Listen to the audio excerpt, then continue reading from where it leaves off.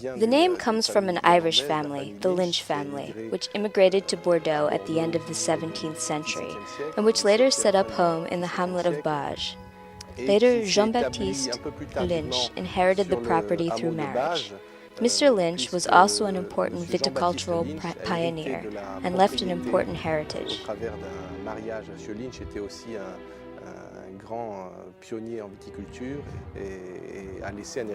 His great-grandfather, Jean-Charles, was a baker in Pauillac, and it was after a fire at the bakery that he turned his hand, if I dare say it, to viticulture. He immediately saw that as he had mastered handling yeast to make bread, he would understand fermentation very well. He wasn't completely wrong. Jean-Charles Caz purchased Lynch Bages in 1939.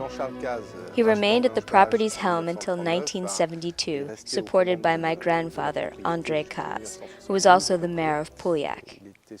Lastly, my father, Jean-Michel Caz, took over the reins of the property in 1973 to finally hand it over to me in 2006.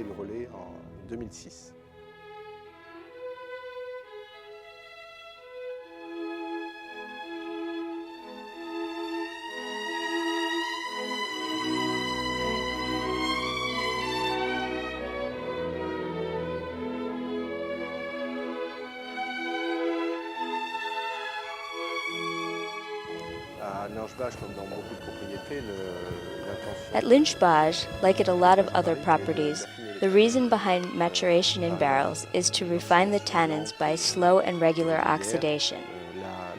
As oak barrels are porous, the tannins will oxygenate slowly to develop greater softness and harmony.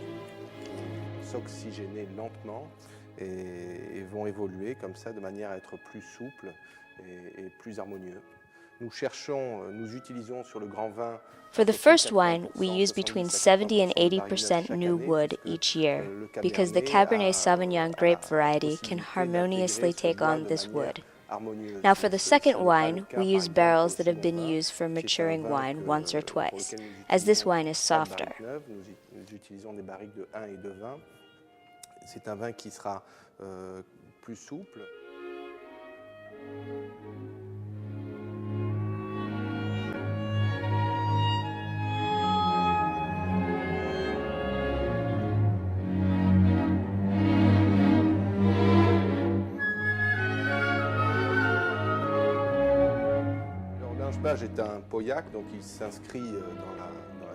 Lynch Bages is a Pauillac, which is part of the tradition of the finest Pauillac wines.